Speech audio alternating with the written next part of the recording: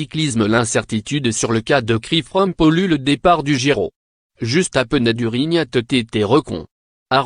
@Chris Froome crash in Jérusalem. @Giro d'Italia /Sporza Giro 101. https://t.co/a0 Zunagou.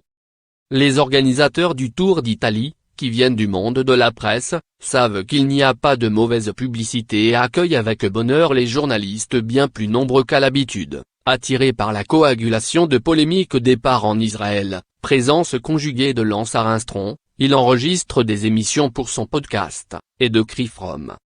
Lire aussi. Sylvain Adam, le milliardaire patriote qui a fait venir le Giro en Israël. Pourtant, pour la première fois, le directeur de l'épreuve Meroveni a fait part de son irritation à l'égard de l'équipe ski, jeudi 03 mai lors de la conférence de presse précédant l'épreuve. De manière compréhensible alors que Chris Froome a été informé le 20 septembre de son contrôle antidopage anormal. 2,000 nanogrammes de salbutamol par millilitre d'urine, contre 1,000 nanogrammes maximum autorisé. La formation britannique a eu l'information pendant la négociation de sa prime d'engagement sur le Giro, dont on dit qu'elle approcherait les 2 millions d'euros. Dans le vélo, lorsqu'un chèque à 10 chiffres se prépare, on met parfois sa franchise dans la poche, surtout lorsqu'on s'appelle Dave Brailsford, patron de l'équipe ski qui n'est plus à une dissimulation près. Lire aussi. Team Ski, deux proches de Lucia cible numéro 1. Lorsque Le Monde et The Guardian ont révélé l'existence de ce contrôle, mi-décembre, Dave Brailsford s'est rendu sur le champ à Milan pour s'expliquer. Et dire sa confiance à Meroveni qu'une solution à ce problème serait trouvée, ce qui ne fut pas le cas, l'affaire Froome étant toujours en suspens pour plusieurs semaines encore. Les négociations avec le Team Ski ont eu lieu avant la présentation du Giro, en novembre, donc, dans le cadre d'une relation correcte. J'aurais aimé être informé, je n'ai vraiment pas apprécié, a dit Meroveni lors d'un point presse dont la première demi-heure a été exclusivement consacrée au cas Froome, à la grande exaspération du patron de l'épreuve. Il a ensuite, de manière inhabituelle pour un directeur de course, laissé entendre qu'une nouvelle victoire de Tom Dumoulin, le Néerlandais au sourire irradiant vainqueur l'an dernier, serait une bonne issue pour le Giro. Ce serait en tout cas le résultat le moins polémique. Car un succès de Froome, accompagné par deux gardes du corps pour sa conférence de presse d'avant Giro, mettrait l'épreuve dans une situation délicate.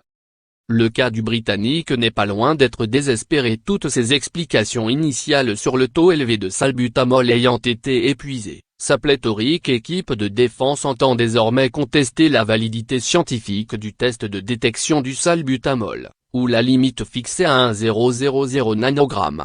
Le transfert du dossier au tribunal antidopage de Lucie, révélé par Le Monde il y a un mois, indique en tout cas la détermination de la Fédération internationale à le suspendre. Lire aussi. Dopage, la trop lente avancée du cas Christophe Froome.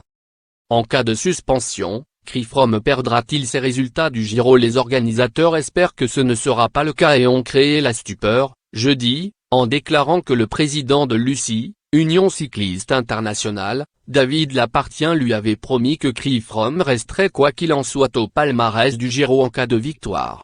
La déclaration a poussé Le Monde à déranger David Lappartient en Argentine. Qu'est-ce que c'est que cette histoire? On n'a jamais dit ça. Je peux comprendre que ce soit sa volonté, mais je ne peux pas présager de la décision de l'organe disciplinaire.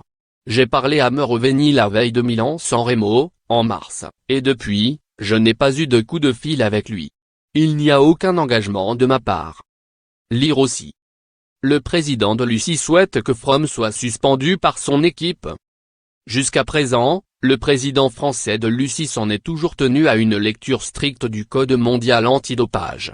La règle, c'est qu'on est déclassé des courses entre le jour où on a été pris positif et le jour de la sanction. Ensuite, la sanction commence à compter de ce jour-là. A priori, c'est comme ça qu'est écrit le Code. Le Code mondial antidopage, pourtant, semble avoir été écrit pour enrichir les juristes en droit du sport et épargner les sportifs les plus fortunés. Au paragraphe 10.8, le Code dispose en effet que tous les résultats obtenus entre le contrôle et la sanction sont effacés. À moins qu'un autre traitement ne se justifie pour des raisons d'équité. Les juristes interprètent cette exception de manière variée.